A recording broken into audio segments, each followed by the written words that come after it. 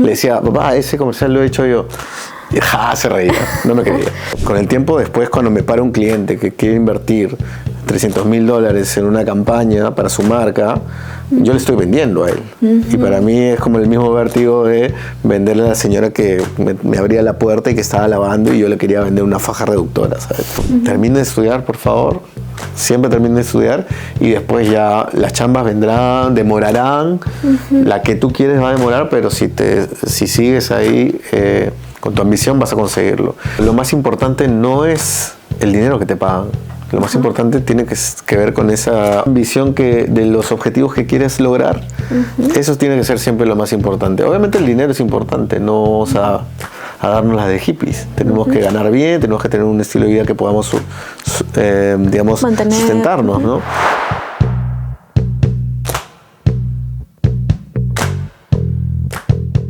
Él es un director creativo que cuenta con 20 años de experiencia en el mundo de la publicidad, ganador del premio León de Cannes de Francia, que es el premio más importante de marketing y publicidad. Ha trabajado muy de cerca con marcas que buscan trascender, aportando su enfoque estratégico, transformándolas así en love marks.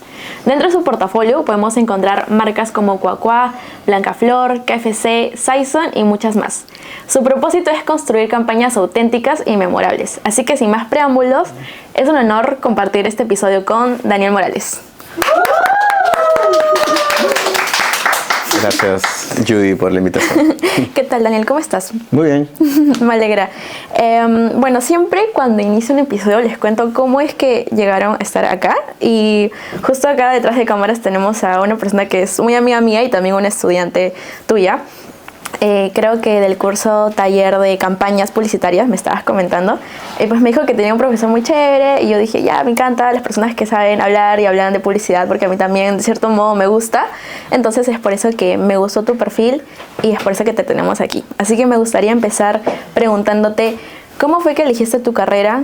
¿Cómo fue ese chico de 17, 18 años, una vez que terminó el colegio, qué quería o qué pensaba en ese momento? Si es que siempre te gustó diseñar, me contaste que tú estudiaste diseño gráfico publicitario. ¿Cómo fue el proceso en ese momento?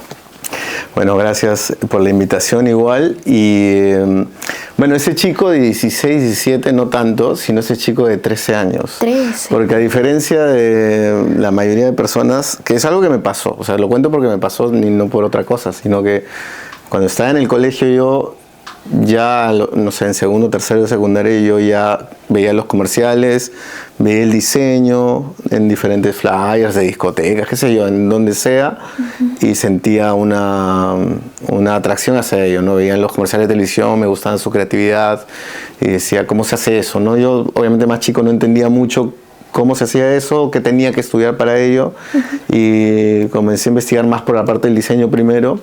¿No? Lo que hacía es, por ejemplo, no sé, empezaba yo a salir a discotecas, como te digo, y agarraba un flyer que, no sé, que me parecía chévere el diseño y me lo quedaba. Y coleccionaba. Y dibujaba también un montón, igual, siempre del lado de lo estético, artístico y tal, ¿no? Entonces, cuando comienzo a averiguar, ya me entero que ser diseñador en publicidad podría yo no solo hacer los afiches de las campañas, sino también la publicidad y la creatividad en sí. Y en realidad lo que me llama más es la creatividad. Entonces yo, a diferencia de mis amigos y amigas, sentía que sí sabía ya lo que quería hacer. De repente, o sea, también después pensé en que de repente yo me presioné mucho de chico, ¿no? Porque a veces pasa eso también. Claro. Yo era muy estresadito de chico, entonces ahora más relajado, pero yo decía, ya, pero ¿qué vas a estudiar, Daniel? Me decía a mí mismo, ¿no? ¿Pero qué vas a hacer? ¿Cómo lo vas a hacer? ¿No? Y me ponía como esas pequeñas metas, digamos. Entonces tenía que tomar una decisión en un punto y me adelanté. Y incluso antes de terminar el cole comencé le dije a mi mamá y a mi papá que me metan a cursos de diseño, de creatividad. Como talleres. Sí, talleres en el MAL y cosas así como alternativas como para ir. En esa época me enseñaban, no sé, computación en el cole y mi profesora era diseñadora. Pero a los demás les enseñaba cosas de computación, no sé, programación. Yeah. Y a mí me comenzó a enseñar CorelDRAW en esa época. Entonces yo tenía una clase especial con mi profesora porque yo le pedía más o menos y era así como bien obsesionado, que creo que es algo que es importante también para una carrera que te exige, como te exige la publicidad. Sí, aparte que es una carrera que, si bien es cierto, importa bastante, o sea, importa dónde te formes, o sea, no me refiero como que a universidad, instituto, o sea, me refiero a que importa recibir cursos, o sea, ya sea información, que te capacites, pero también importa bastante que tú tengas como esto de ser autodidacta, o sea, de que salga de ti el hecho de querer seguir aprendiendo, buscar cosas, porque como es una carrera digital, cada vez sale algo nuevo, entonces tienes que estar como que sí o sí aprendiendo y estando al tanto de lo que pasa cada día. Entonces tú dices que sentías como desde chiquito esta presión que nacía de ti mismo. Sí. ¿Cómo fue cuando le dijiste a tus papás? Tus papás siempre, o sea, te dijeron que sí, normal el diseño. Lo digo porque está un poquito, o sea, a veces otras personas me han contado que tal vez no les pareció como tanto a sus papás. ¿En tu caso sí? No, mis papás siempre me ayudaron y me apoyaron. Eso sí, eran muy estrictos en otros aspectos, pero cuando yo, no sé, me expresaba, los dos, ¿no? Siempre me apoyaron en ese sentido. Mi papá, hasta que falleció, nunca supo exactamente lo que yo hacía. Mi papá es abogado de la vieja, era abogado de la vieja escuela.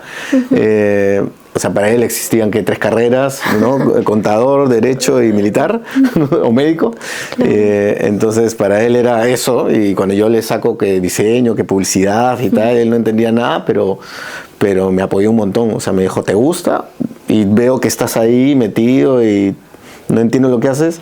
Entonces, no sé, cuando veíamos un comercial en la televisión que había hecho yo, ya después, ¿no? Le decía, papá, ese comercial lo he hecho yo. Y se reía, no me creía. Y todos tratando de convencerlo de verdad. No, pero sé de verdad, pero ¿cómo? Pero como era muy ajeno a ese, ¿no? Aparte era mucho más mayor, entonces mi mamá sí obviamente lo entendía más y tal.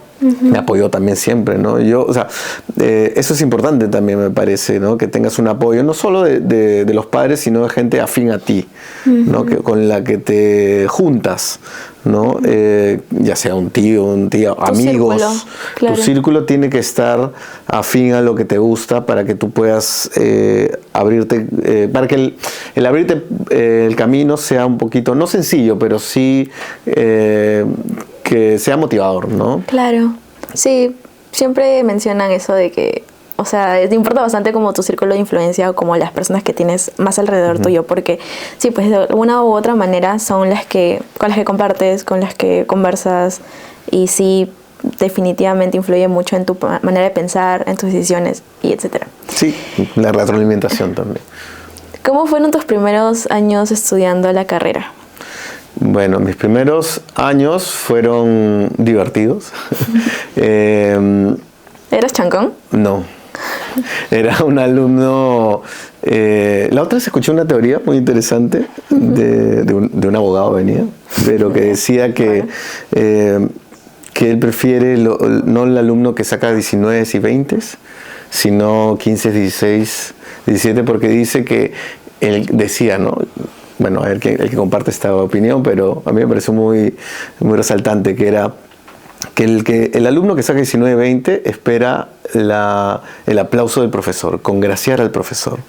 El que saca 16, 17, 15 es el que en realidad está tratando de confrontar ideas con el profesor. Entonces digamos que yo era un alumno más o menos así. Yo era una persona que me decían hazlo así y yo decía lo voy a hacer de otra manera, ¿no? Y bueno, la mayoría de veces cuando eres más chico que no tienes experiencia te das de cara, claro, ¿no? Entonces, pero justo cuando te das de cara es que aprendes, ¿no? Y en mi caso me pasó que justo los profesores que yo más recuerdo eran profesores que veían más que el trabajo logrado, sino mi criterio para llevarlo a cabo, ¿no? Entonces yo en un punto, no sé, a ver, ahora que yo enseño también, trato de ver el potencial en cada alumno, el potencial personal, ¿no? Porque seguir mis indicaciones a rajatabla en una carrera como la creatividad, ya sea publicitario o no, creo que no es un buen signo, sino como empujar un poco las expectativas que tengo yo de mis alumnos, ¿no? Entonces, Eso a mí bueno, también me gusta esa afirmación porque yo me describo mucho como estudiante, ¿no? En esa época yo era así, ¿no? Yo exploraba mucho, fallaba en algunas cosas, en otras me iba muy bien, súper bien, y nada, bien. Me pasó algo también que al año de yo empezar a estudiar, mi papá me dijo, oye, Daniel, ya no vas a poder estudiar un año, porque no tengo plata para pagártelo, me dijo. Entonces yo me quedé como, ¿qué? ¿Cómo no tienes plata para pagártelo? Y ahí también me ayudó a conocer también un poco la vida, porque yo dije en un punto, claro, uno cree, sale del cole, cree que puede hacer esto, lo otro, claro, pero comienzan a aparecer los obstáculos que ya no solo te atañen a tu círculo cercano, que es lo que hablamos hace un rato, sino también al mundo. Y estudiar una carrera que vas a ejercer en el mundo me pareció una experiencia súper importante que yo dejé de estudiar un tiempo, buscaba trabajos, yo tenía 16 años, no tenía ni DNI, no tenía experiencia, y buscaba trabajos de todo, trabajé de todo para poder yo en mi cabeza pagarme mi carrera. Obviamente ahorré así, luego ya mi papá se repuso económicamente, en menos de un año volví a estudiar y ya me apoyó y tal. Pero creo que eso también es súper importante y lo cuento como parte de mi educación porque fue en ese momento y que a mí me enseñó tanto como las materias, digamos. Claro, o sea, más que tal vez conocimiento en diseño, obviamente, o sea, porque en ese año no estuviste estudiando, de la vida, ¿no? O sea, te hace pisar tierra de alguna manera u otra y siento que eso también es muy importante y más cuando uno es más pequeño. O sea, siento que mientras que te puedas dar cuenta más antes, mejor, porque te cambia la manera de pensar y también influye en las decisiones que vas a tomar en el futuro. Y claro, pues cuando hablemos de temas de dinero, a veces cuando es chiquito y todavía nos pagan las cosas y todo, es muy fácil inconscientemente no valorarlo, ¿no? Porque uno no dice, no voy a valorar, no, sino que inconscientemente tú no lo valoras porque no sale de tu bolsillo, pues, ¿no? Entonces como que tú todavía no sabes de dónde exactamente sale la plata, pero es algo que sí, pues, ¿no? O sea, tus papás sí como que se esfuerzan y hacen todo por pagarte algo y uno recién cuando va creciendo ya poco a poco se da cuenta de eso y va valorándolo más. Recuerdo que me pasó cuando compré mi primer celular. Y dije, antes, sí, mis papás me lo compraban y recuerdo que se me caía y yo, ya bueno, se cayó, pues no. Después, cuando yo me lo compré, se me caía, me rompía el corazón literal porque sentía que como me había costado, o sea, claro. Y como te digo, es inconsciente, no es que uno lo piense, no, sino que claro, pasa. Es parte de la vida. Y uno necesita como eso, como del rito de iniciación que se le conoce en las culturas que no son modernas ni urbanizadas, donde, no sé, remontándonos a las aldeas donde el chico sale a cazar y a los 15 años, entonces se tiene que hacer hombre, digamos, ¿no? Entonces, el rito de iniciación es importante que lo preservemos en diferentes culturas, ya así sea la nuestra moderna distinta, ¿no? Como tú lo que tú cuentas, ¿no? Ya comienzas a encontrarle valor a las cosas al salir al mundo, ¿no?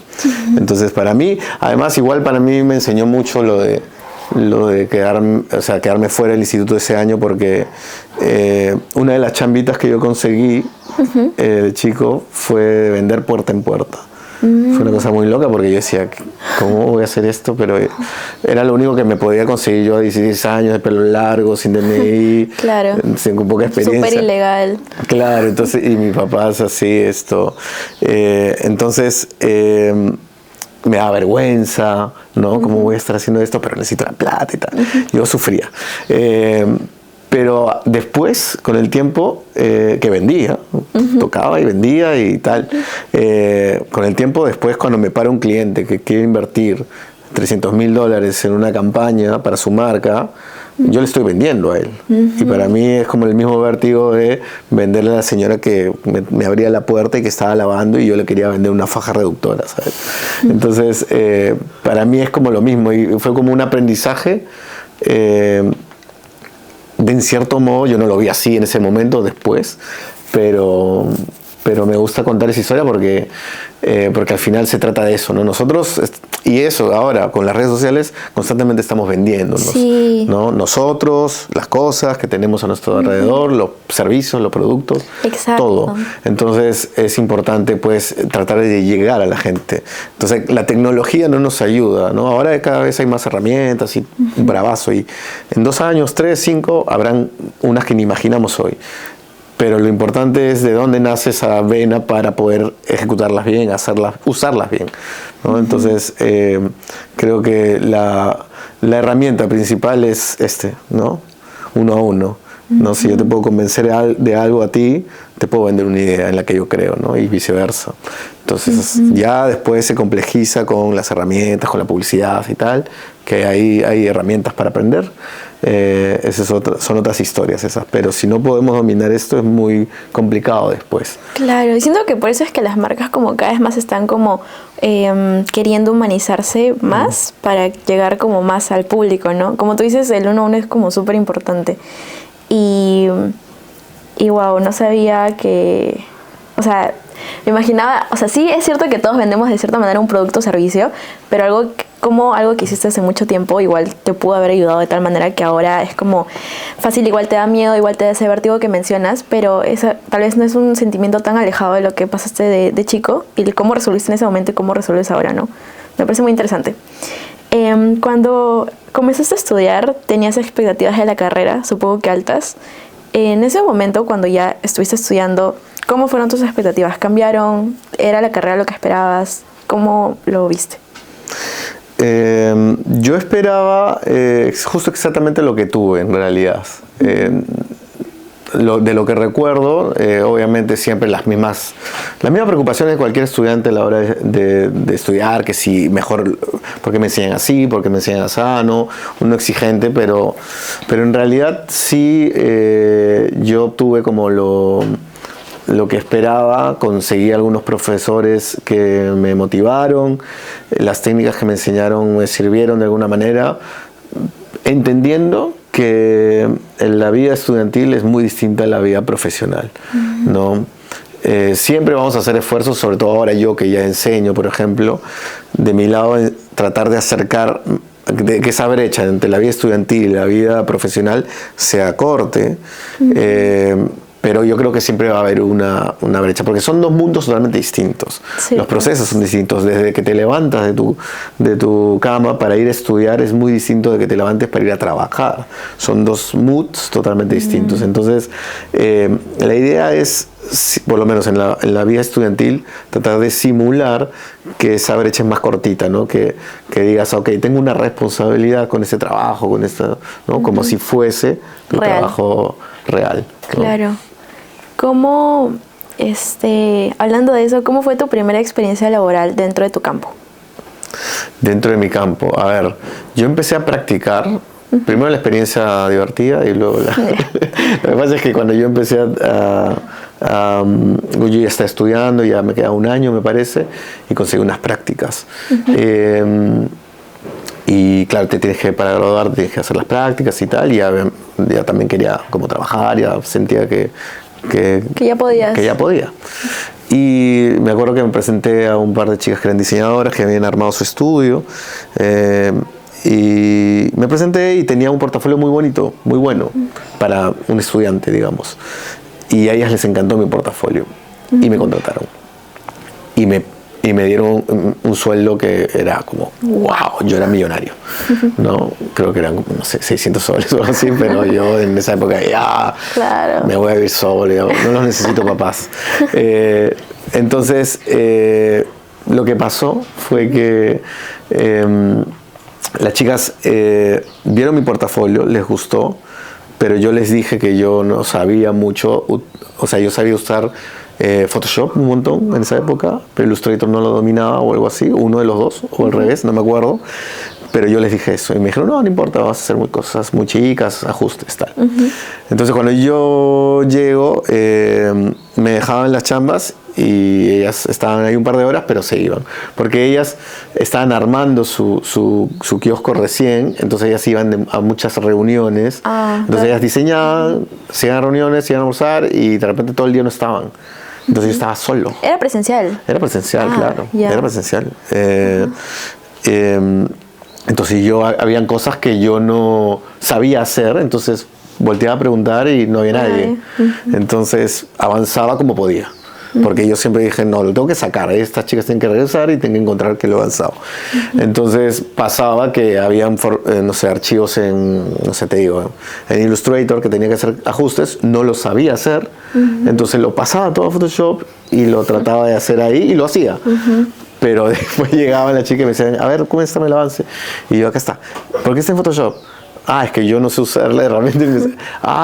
Y ya les había cambiado todo el formato, ¿no? Entonces...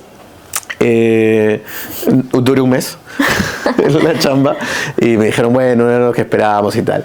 Entonces me fui, tristemente. Pero tú les habías avisado que no sabías. No, sí, igual yo ahora, por ejemplo, ya de grande, digo, claro, tú tienes un chico que está estudiando, tienes que enseñarle también. Claro, o sea, y más si es que es practicante. No puedes esperar que te vayas y lo haga todo él y que vaya avanzando, ¿no? Entonces, esa fue mi primera experiencia, que fue toda así loca. Luego ya encontré un lugar donde sí había, digamos, un poco más de jerarquía. Claro, sí, exacto. Si la jefa no estaba, había alguien, un diseñador más senior que me podía ayudar. Entonces, claro, hacía cosas de practicante, calaba, retocaba, aumentaba brillos, no sé, las cosas simples, escaneaba. ¿no? Ya se compró café. Sí. Pero nada, en el segundo trabajo, que yo considero que fue mi primer trabajo, sí, y ahí pude aprender a diseñar, aprender a conceptualizar incluso un poco, y llegué a tener pues mi cuenta. ¿Fue en agencia? Fue un estudio gráfico primero. Estudio gráfico, ok. Sí, o sea, como todo lo que es diseño gráfico en cuanto a papelería, empaques, identidad corporativa, flyers, volantes, qué sé yo, ¿no? Pero yo sabía que quería hacer comerciales de televisión. Ya, okay. Quería hacer comunicación publicitaria, campañas grandes. Y ahí no habían las oportunidades, ¿no? Y tuve que tomar una decisión porque me quedaba un ciclo para terminar la carrera. Estas chicas que fueron mis reales tutoras, las que me enseñaron, me ofrecieron trabajar. Me dijeron ya, pero tienes que dejar de estudiar para que estés tiempo completo y te damos ya el sueldo bien. Y yo dije, no, por más que ese es un consejo que yo siempre doy también a los chicos. Terminen de estudiar, por favor, siempre terminen de estudiar y después ya las chambas vendrán, demorarán. La que tú quieres va a demorar, pero si sigues ahí con tu ambición vas a conseguirlo. Y eso fue lo que conseguí, ¿no? Terminé con ellas, digamos, ya volví, hice mi ciclo entero y antes de terminar la carrera ya tenía una chamba de practicante también en una agencia de publicidad. Y ya, entonces ya empecé mi viaje en el mundo de las agencias de publicidad. Y ya. Muy importante el consejo. Es que siento que tienes el resto de la vida para trabajar. O sea, igual vas a tener como las oportunidades de poder buscar o trabajar más adelante, pero claro, pues siento que cuando estás estudiando tu prioridad debe ser esa, así te gusta como que trabajar y todo eso, es la prioridad, ¿no? Aún así, yo he conocido muchísimas personas, amigos míos, que llega un punto en donde están estudiando, no sé, en ya sexto ciclo, séptimo ciclo y consiguen una chamba y ya quieren trabajar, o sea, no gusta el dinero, entonces ya pues, que dicen ya, y quieren dejar de estudiar y yo siempre les digo como que, pero termina, o sea, aprovecha que tus papás te siguen apoyando, termina tu carrera y literal tienes el resto de tu vida para que puedas trabajar. En cambio, la experiencia, ya sea universitaria, en instituto, estudiando, está ahí como para que solamente unos añitos más y lo acabas y ya. Sí, y de ahí pasa también, que a mí me pasó conocer gente mayor que vuelve a la universidad o vuelve a estudiar en el instituto porque nunca terminaron por, claro, la plata. Entonces, es importante, ¿no? Es como que uno ve el futuro ya y por eso los consejos. Claro. ¿Y cómo fue tu experiencia en esta agencia publicitaria? Ahí empezó ya mi historia de amor-odio con las agencias, de grandes satisfacciones, pero también de grandes sacrificios. Pero yo considero que en mi caso, ¿no? no cambiaría nada en realidad, ¿no? Yo supongo que a diferencia de ahora era una época mucho más salvaje en el sentido de horarios, en el sentido de carga de trabajo, ¿no? Entonces, pero nada, lo que yo también recomiendo siempre, que era lo que a mí me mantenía ahí, era un objetivo, ¿no? Objetivo, no sé, por más chiquito que sea, por más que el objetivo sea acá, cumplirlo acá un mes, ponértelo, porque van a haber momentos difíciles en la chamba en los que uno va a querer tirar la toalla y decir no quiero esto, pero si tienes un objetivo claro, primero tratar de hacer todo para alcanzarlo y después ya pues ir al siguiente, ¿no? Y en las agencias era siempre hacer un trabajo creativo. O sea, altamente creativo, ¿no? Que me guste a mí a nivel creativo, que la gente lo vea y que responda bien, y eso, básicamente, ¿no? Esa era un poco para mí la vara de medir, obviamente siempre mirando los referentes creativos a nivel mundial. Ahora nos tenemos a un clic de distancia para saber qué se hizo, qué está pasando en el otro lado del mundo. Exacto, en el otro lado del charco, ¿no? ¿Qué están haciendo las grandes empresas? Obviamente, siempre es bueno teniendo en cuenta las diferencias, pero creo que siempre es bueno tener esos referentes, ¿no? Apuntar a eso. Un jefe me decía eso, ¿no? En cuanto a cómo medir nosotros nuestro trabajo, ¿no? En cuanto a, por ejemplo, metales. En los festivales te dan oro, plata y bronce, ¿no? Y finalista. Entonces uno tiene que apuntar a tener un oro, ¿no? Porque si tú apuntas, mi chamba es como un bronce. Entonces siempre cuando la ejecutas, la llevas adelante, no llegas al bronce. Porque en el medio pueden pasar 20 cosas, ¿no? Entonces uno tiene que saber eso. Y uno tiene que empezar también, cuando ya tiene una gran idea, a decir, estoy tarde. Porque hay que ejecutarla, hay que hacerla. Y si la idea no se ejecuta de la mejor manera, la idea se queda en idea. Y no impacta de tal manera. Me has hecho acordar a una frase que es como la de apunta al 20. Bueno, eso me lo decía mi mamá cuando estaba en el colegio, porque mi mamá sí me exigía 20, pero era como apunta al 20, cosa que caes en 19, porque si apuntas, o en 19, 18, porque si apuntas como que a 15 caes a 13, 14.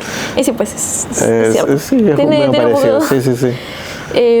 ¿Cómo fue tú? O sea, me has dicho que ya la experiencia en las agencias era de amor, odio. ¿Por qué amor y por qué odio? Amor porque amas lo que haces, ¿no? Más que lo que haces en sí, el trabajo que está por hacerse. Esa es una gran diferencia, ¿no? Bueno, yo veo un portafolio también, no veo el trabajo en sí, sino veo el potencial que está en el trabajo. ¿Okay? ¿Te das cuenta? Y creo que es algo que tienen que tener en cuenta los que entrevistan. Ver qué tantas ganas primero tiene la persona para trabajar, porque hay mucha gente muy capa que tiene unos portafolios muy lindos, pero qué tanta predisposición tiene, qué tanto quiere estar aquí, ¿no? Claro. Entonces, cuando tú trabajas, para mí era, ok, estoy haciendo esto, pero para alcanzar esto, ¿no? Entonces, amor por eso, porque me imaginaba lo que se podía hacer con esta marca, ¿no? Soy director creativo, soy diseñador de esta marca. Ya. Estoy haciendo ahorita unos volantes, tan buenos, pero no son volantes. Pero ¿qué puedo llegar a hacer con esta marca? Es lo que a mí me apasionaba y lo que yo siempre buscaba, ¿no? De cara al cliente y tal. Como todo el 80% del trabajo que se hace es un trabajo que tiene que salir, no es el que va a estar en tus portafolios, pero si lo haces bien, vas a poder conseguir ese 20% restante de la excelencia creativa, ¿no? Y eso, amor y odio, porque claro, los horarios, ¿no? No hay horarios. Y a veces creo que se pierde un poco la empatía entre las personas que se trabajan, ¿no? Que trabajan en la misma oficina, ¿no? No hay, parece que por momentos, propio del estrés del trabajo, parece que el trabajo importase más que la relación entre nosotros. Entonces es algo que hay que estar constantemente cultivando, porque si no te pierdes y de repente todo es más importante que el hecho de comunicarse bien o de tratarse bien incluso, ¿no? Entonces eso me pasó a mí en algunas agencias, y uno tiene que, bueno, lo que yo hice fue apechugar y seguir adelante enfocándome en mi trabajo, ¿no? ¿Tienes algunos ejemplos de marcas que hayas visto en esta agencia que me comentas? ¿O cuáles fueron como tus mejores recuerdos? ¿O los trabajos de los que te sientes tal vez más orgulloso con marcas? ¿Cómo fue trabajar con ellas? Bueno, hay varias, ¿no? Me parece, hay diferentes tipos de trabajos, más o menos creativos, pero la marca que a mí me gustó mucho trabajar fue Cocoa, porque yo digo Cocoa y todo el mundo la conoce. Es una marca que yo veía desde chiquito, cuando estaba chiquito y miraba el televisor y veía los comerciales. Me encantaba y además me encantaba el wafercito. Y en un punto llegué a ser parte de un equipo creativo que hacía la marca Cocoa. Entonces, sin darse cuenta uno, la marca que veía de chiquito en la tele, uno tiene la oportunidad de trabajarla. Claro. Entonces dices, ya, chévere. Y la experiencia es un storytelling muy bonito, porque cuando yo llego a esa marca, lo que se hacía con esa marca, y nosotros no nos dábamos cuenta tanto en ese momento, era que se hacía estructuralmente casi lo mismo que se hacía cuando yo veía los comerciales cuando yo era chiquito. Entonces, solo con las diferencias de la modernidad, ¿no? Porque no había evolucionado mucho. Exacto. Entonces, pasó que el cliente hizo un estudio de mercado y detectó que el público objetivo de Cocoa, que eran preadolescentes, chicos de 11, 12 años, no consideraban a la marca importante en sus vidas. Porque los niños buscaban mirar hacia arriba, al mayor, claro, al líder, digamos, ¿no? Entonces les interesaban marcas más potentes, de chocolates más fuertes, qué sé yo, en cuanto a comunicación. Y claro, entonces ahí al equipo nos cayó la ficha, porque dijimos, claro, venimos haciendo la misma comunicación de hace 20 años, la que yo veía de chiquito, de alguna manera, no es que era la misma, pero de alguna manera tenía los mismos valores, ¿no? Entonces dijimos, hay que cambiarla, ¿no? Y empezamos un trabajo de investigación primero, estratégico, y luego un trabajo creativo súper divertido, que fue cambiarle la imagen totalmente a Cocoa, para que ya no sea, pues, pasamos de que el público objetivo, que eran los chicos, la nieguen, básicamente, que digan, no me interesa porque es para bebitos, a querer ser como, en ese caso, que pusimos al pato de Cocoa, ¿no? Claro, querer ser cool. Exactamente. Entonces, y fue una campaña 90% digital en 2010, 2011, en la época en la que el digital en Perú por lo menos no tenía la potencia que tiene ahora de repente, y fue una decisión estratégica, porque detectamos que los chicos estaban en digital, y fue un reto, porque no solo por el trabajo en sí, sino por la parte política, ¿no? De cara al cliente, convencerlo de que Cocoa tenía que virar de tal manera, porque era una love mark, podía hacerlo.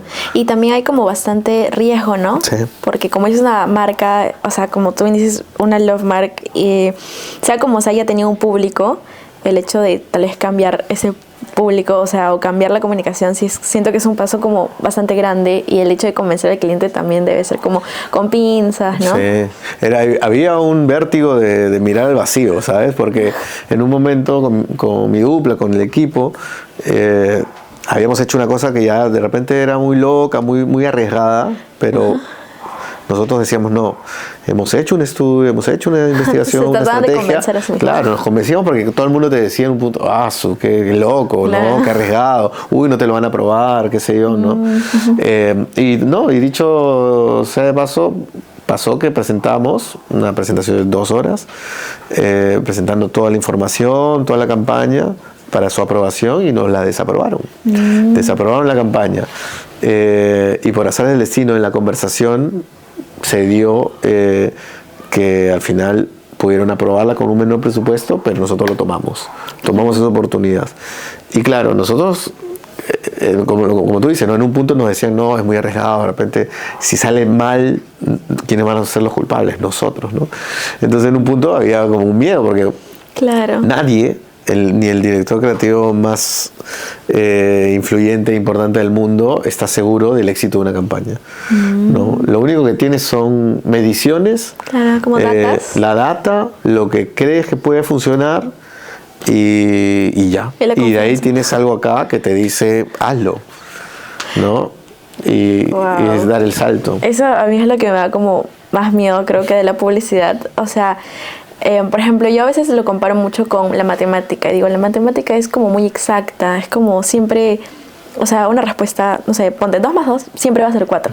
En cambio, la publicidad es como muy subjetiva, puede pasar algo, o sea, puedes sacar una campaña, pero pasa, no sé, sale una noticia que tal vez no se influye en la campaña que acabas de sacar y te malogra todo y todo el trabajo de 2 meses se va al tacho.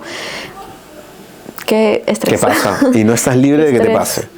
Lo único que tiene que hacer uno es hacer un trabajo para que te sirva de background, de apoyo a lo que vas a presentar y esperando lo mejor, ¿no? Hay un director de cine, Friedkin, que dice, buen trabajo es una mezcla de ambición, de buena suerte y de gracia divina, ¿no? Y él dice que él siempre le reza para la gracia divina. No, porque claro, tú nunca sabes. Claro, hay campañas que son muy buenas y de repente le cae un impacto, ahí pasa algo, no sé, llega la pandemia y te tira todo abajo y ¿no? Entonces... ¿Alguna vez has estado en un momento así como de crisis o de estrés donde te haya jugado como que algo externo, una mala pasada, o tal vez hayas lanzado una campaña y no haya sido lo que esperabas?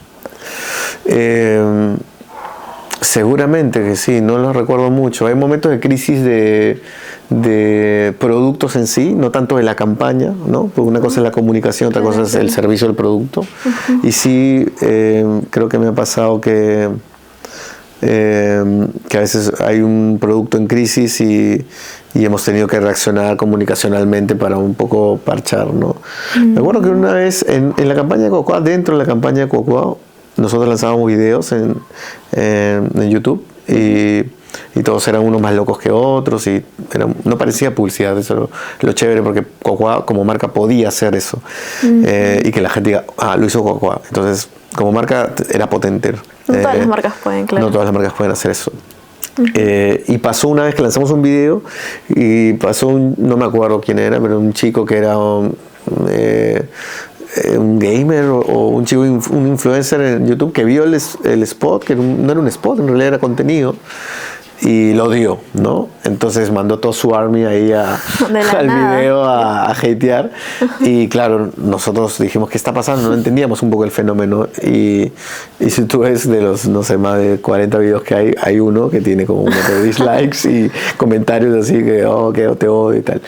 Pero eso ahora ya hay como varias técnicas o herramientas para sortear eso, ¿no? Claro. Y hablando como de estrés interno o de equipos, ¿has estado como en un escenario así? O sea, de estrés o de algo que te haya como que influido negativamente. Sí, bueno, en publicidad, imagínate, es un poco el día a día, pero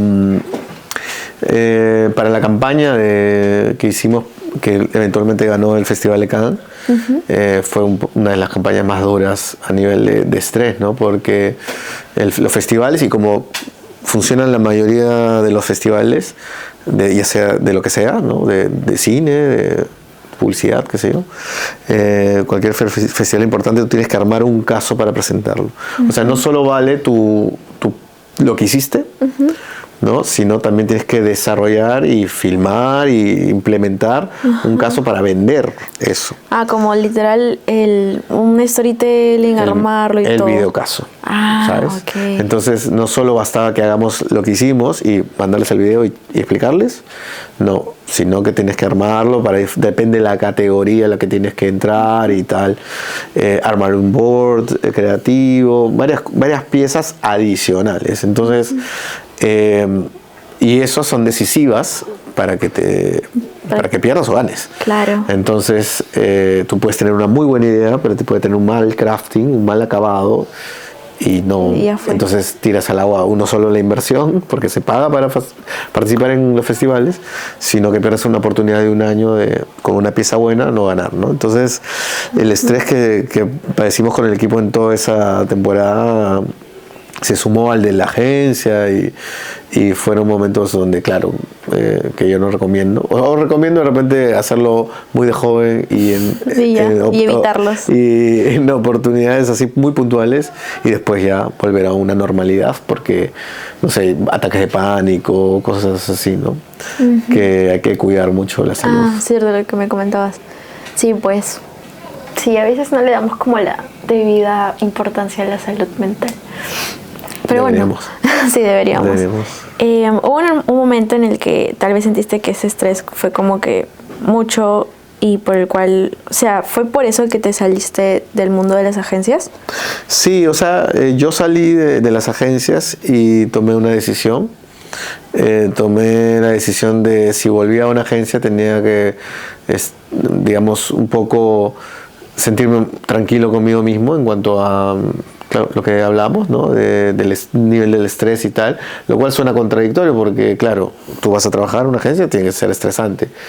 Ese tipo de estrés es normal. La gente necesita estrés en un punto, pero picos. Claro. No necesitas constantemente estar estresado, ¿no? A mí lo que me pasaba era que me iba a dormir y me despertaba de la nada y no pasaba nada, no había pasado ni 15 minutos y pensaba que ya tenía que ir al trabajo. Entonces dije, no, voy a hacer freelance, voy a empujar el carro por ahí, voy a dedicarme a abrir un poco también la mente a nivel creativo, de buscar proyectos que me gusten hacer y un poco como tomar la temperatura de, ok, si voy a hacer esto, que amerita una cosa que de repente no me gusta mucho hacer, lo voy a hacer. Porque, no sé, necesito hacerlo en un punto, pero de ahí vuelvo a hacer otros trabajos que de repente no pagan mucho, pero que me siento mucho mejor al realizarlos, ¿no? Y ese tipo de cosas. Hasta ese momento, cuando trabajabas en agencia, ¿sí te sentías como satisfecho con tu retribución económica? ¿O también influyó en tu decisión como dejar de trabajar en la agencia? O sea, como que no sentías que te sentías como también remunerado y por eso tal vez te abriste, o lo contrario, como que sí, pero pesó más el hecho de el estrés y todo esto y querer abrir a más caminos. Lo segundo. Obviamente hay todo un rango, ¿no? Cuando empiezas no es muy... Okay. Cuando claro, empiezas la remuneración no es buena, pero a medida que vas consiguiendo lo que yo conseguí y muchos publicistas consiguen en su carrera. ¿Hiciste línea de carrera? Hice una gran línea de carrera y ganaba bien, bastante bien en realidad. Y por eso también es un sacrificio, ¿no? Yo me acuerdo que con mi dupla llegó un punto en que no estábamos muy contentos en un lugar, ganábamos muy bien igual, pero se dio la oportunidad de trabajar con un creativo publicitario que nosotros admirábamos. Y era como esa oportunidad única que había. No había otra. Entonces comenzamos a aplicar para ver si él también quería trabajar con nosotros. Y nos dijo que sí, perfecto. Y nos entrevistábamos y hablamos. Pero el sueldo era el mismo. Hasta creo que un poquito menos. Pero básicamente lo mismo. Y uno cuando se va de trabajo en trabajo, por lo general, pues tiene un upgrade, ¿no? Claro. Pero un salto. Ahí era como lo mismo, un poquito menos. Y nosotros dijimos, y al final nos decidimos, dijimos, bueno, vámonos, porque no somos felices aquí, vamos a conseguir otras cosas en el otro lado. Y en el lugar donde renunciamos nos ofrecieron el doble, ¿no? El doble. Nos ofrecieron un montón de dinero y nosotros dijimos, no me acuerdo, con mi dupla salimos a la calle y decir, ¿qué hacemos? Y en un momento llegamos al punto de decir, ok, aceptamos ese dinero y a los 2 meses o 3 meses vamos a estar de nuevo tratando de buscar otro lugar para trabajar y podemos perder esta oportunidad. Entonces así fue la línea de pensamiento y seguimos con eso y nos cambiamos. Es literalmente ponerlo en una balanza, ¿no? De qué pesa más, el dinero o la oportunidad que está ahorita y que sabes que en algún momento lo vas a volver a buscar, ¿no? Como tú bien dices. Y también supongo que, o sea, es chévere eso de estar en un lugar y hacer línea de carrera y recibir como más dinero, pero también cuando ganas más dinero como tu costo de vida aumenta. Entonces si en algún momento tú tal vez quieres dejar de hacer eso o buscar como otro trabajo y tal vez no tenga la misma remuneración, puedes quererlo, pero tal vez tu costo de vida como que ya aumentó o ya tienes cosas que pagar y ya no es tan fácil de decir de, ya me salgo y ya no más no. Por eso lo más importante no es el dinero que te pagan. Lo más importante tiene que ver con esa obsesión que te hablaba al comiencito, esa mínima ambición de los objetivos que quieres lograr. Eso tiene que ser siempre lo más importante. Obviamente el dinero es importante, no vamos a darnos las de hippies. Tenemos que ganar bien, tenemos que tener un estilo de vida que podamos, digamos, sustentarnos, ¿no? Y en gente, por ejemplo, cuando tomas esa decisión, o sea, teníamos familias, o sea, no solo ya no es como plata para mí solamente, ¿no? Pero pasa algo, no sé si le pase a todos, pero nos pasaba a nosotros, que es cuando te pagan mucho, pareciera como, no sé, que firmas un contrato y das tu alma, ¿no? Entonces ya tu sentencia de muerte. Claro, entonces tú tienes dinero para, no sé, para ciertas cosas que, claro, te puedes dar el lujo y buenísimo, porque es tu trabajo, pero en un punto ya no decides a dónde vas, ¿sabes? Como, es el peor escenario, ¿no? Porque tienes cosas buenas, pero a lo que voy es que de repente ya no tienes la libertad para hacer ciertas cosas porque estás sujeto a un tipo de dirección, ¿no? de tus empleadores. Claro. Entonces, a ver, hay gente que lo hace y lo puede manejar y buenísimo, ¿no? Yo en ese momento sentí que no. Cuando ya dejo las agencias y después y tal, ya sentí que lo iba a llevar como, mejor lo vamos a probar del otro lado, porque quiero estar más sano, quiero estar más tranquilo. Y bueno, también aprovechando los privilegios que yo tenía en ese momento, ¿no? Porque yo sí pude ahorrar un montón. Entonces ese sueldo sí lo pude, pues me hice mi gran colchón para poder, cualquier cosa que pase, sustentarte un par de meses. Sí, exacto. ¿Y cómo es tu relación con el dinero? O sea, me dijiste ahorita que cuando tomaste la decisión de salirte y eso, sí habías ahorrado. ¿Sí eres una persona que se considera ahorradora o que le da la debida importancia al ahorro? Sí, depende, ¿no? Uno es ahorrador hasta que dice, me lo merezco. Entonces, no, pero, a ver, son momentos, ¿no? En un punto sí hay que ser responsable, ¿no? Yo creo que el dinero amerita una responsabilidad.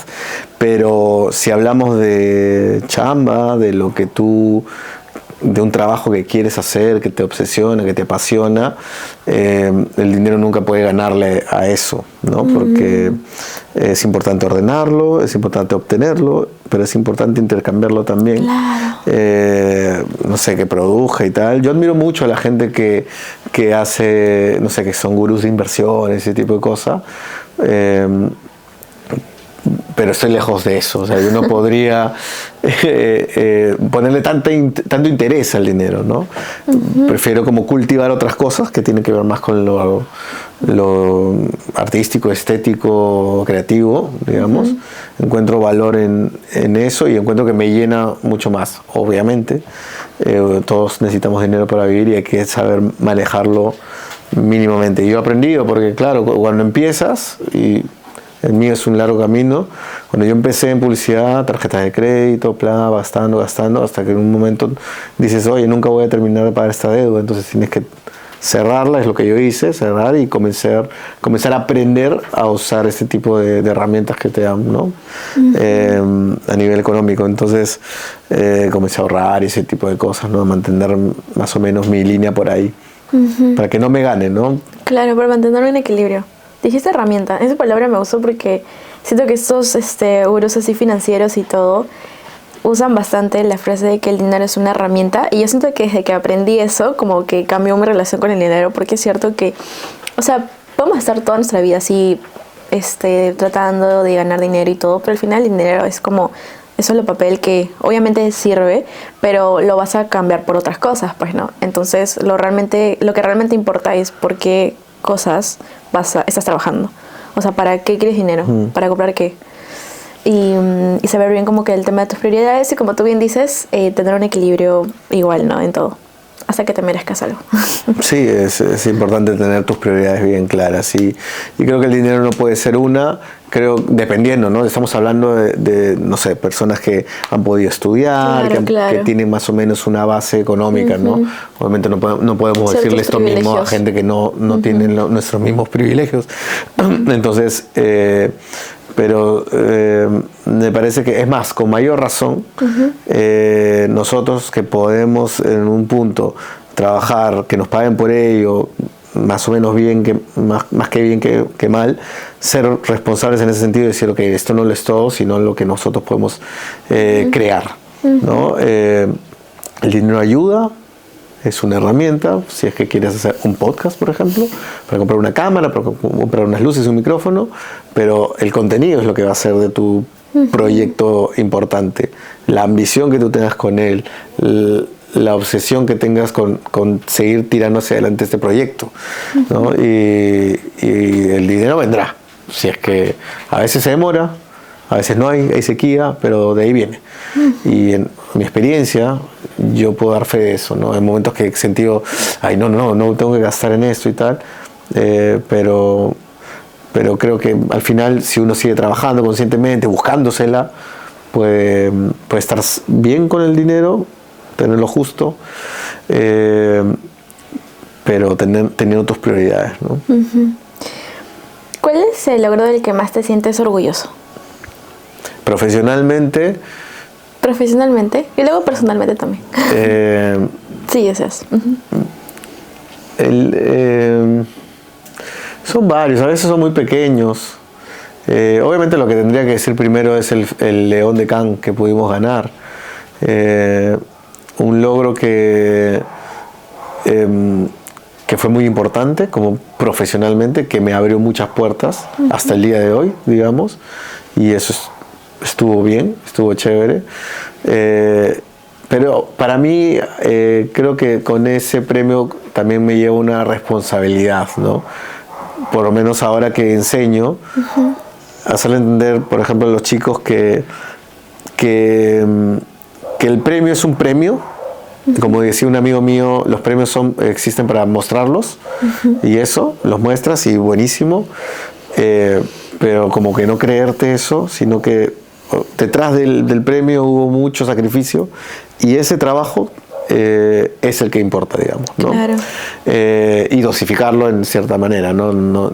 Aprender de eso, de no llevar no sé, tu salud emocional al límite, o de repente sabiendo que después te vas a reponer a hacerlo. Entonces, en ese aspecto sí me parece un buen logro el premio Cannes para hablar de diferentes cosas.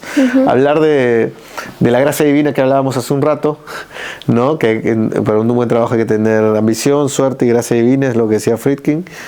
Para mí eso es súper cierto, porque nosotros... yo ya había participado de otros festivales anteriormente y había quedado finalista o no había sido ni siquiera nominado. Y cuando mandamos esta pieza, que está súper aprobadísima, que a muchos directores creativos mundiales les gustaba, pasó que hubo una especie de gracia divina, ¿no? Porque esta historia me la contaron porque yo no estuve ahí, pero cuando están un certamen de creatividad publicitaria se da de cierta manera en la parte de preliminares, ¿no? Hay un grupo de directores creativos, 50 directores creativos, 80, no sé, que están en una sala mirando casos tras casos. Deliberando. Les enseñan y ellos levantan el dedo a ver si es aprueba o no, si pasa o no. Y así todo el día. Entonces, esa chamba es súper exhausta. Entonces, al caso 500, ya están mirando el celular, están distraídos. Y en uno de esos momentos pasó nuestro caso, subtítulos. Y hay una persona que pasa y dice, ¿este caso pasa finalista o no? Y la gente como que se quedó callada, porque no estaba viendo. Entonces hay un chico, me acuerdo, que era español, no recuerdo su nombre, un director creativo que dijo, vio el final del caso y le gustó, pero no vio todo, no entendía del todo, pero sabía que había algo chévere ahí. Entonces él levantó la mano y dijo, ¿puedes ponerlo de nuevo? Porque vi algo, pero no lo vi todo, la verdad, perdón. Y él dijo, ¿lo voy a poner o no? Y lo pusieron de nuevo y ahí toda la gente que estaba haciendo el celular levantó la cabeza y puso atención. Y cuando terminó, todo el mundo, sí, ese está bueno. Entonces, ahí a mí esa anécdota me encanta porque... Se alinearon los astros. Porque pasa eso, nosotros habíamos trabajado un montón, sabíamos que era una pieza buena, que era una pieza creativa, pero no solo eso bastaba, ¿no? Ese momento pasó para que, dijeron, sí, buenísimo, pasa y ganamos. Entonces, la gracia divina también. Pero de eso nosotros no tenemos una labor ahí, ¿sabes? Claro. Nosotros tenemos que trabajar. O sea, ustedes llegan como que hasta cierto punto. Ya después de eso ya no pueden hacer nada. Por eso cuando yo siempre le digo a los chicos que participen de torneos de publicidad, de creatividad. Y si pierden no pasa nada. Yo siempre digo, ¿no? Cuando tú participas de un festival, cuando pierdes... el festival ha sido injusto. Cuando ganas, lo mejor del mundo. Entonces, te tiene que pasar de las dos. Si no, pues. A nadie le pasa que gana y es el mejor de la historia a la primera, ¿no? Exacto. Entonces, pero es importante participar en un punto porque te mides. De alguna manera importa eso, ¿no? Ya sea por suerte o por tu trabajo en sí, ¿no? Que no es una sola. La combinación de las dos. Claro. Y aprender a soltar hasta cuando ya hiciste lo que estaba dentro de tu control y saber de que ya lo que pase ya es como que externo, ¿no? Sí, importante también. Te iba a hacer otra pregunta muy importante, que es, ¿en qué punto de tu vida sientes que estás ahora? ¿Cómo te ves ahora con lo que estás trabajando en tus proyectos? ¿Cómo te ves más adelante? Ahora siento que yo te hablaba un poco de cuando salí de agencias de la libertad, ¿no?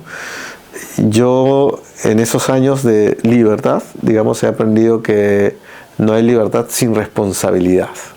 ¿Qué significa eso? Claro, cuando yo salgo digo, ya, no voy a trabajar en agencia, voy a trabajar de freelance y tal. Me sentía libre de escoger mis proyectos y ese tipo de cosas.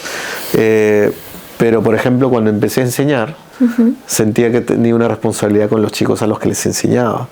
Que sentía que no solo tenía que darles herramientas técnicas en cuanto a lo publicitario o creativo, sino también a conectar con ellos a un nivel humano.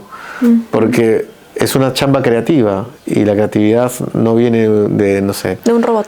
Exacto, viene de un pensamiento emotivo.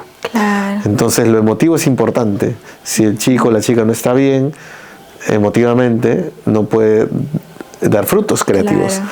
Entonces para mí eso era súper importante y eso lo he aprendido en el tiempo, ¿no?